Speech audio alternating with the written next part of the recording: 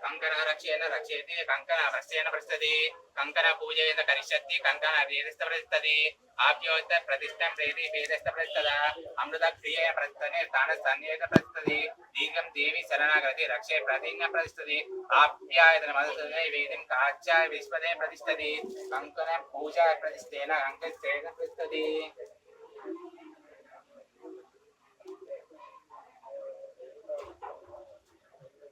सहस्रजीवित पुरुषः सहस्राशं सहस्रवात् अबोधिं विश्वदोरुत्वा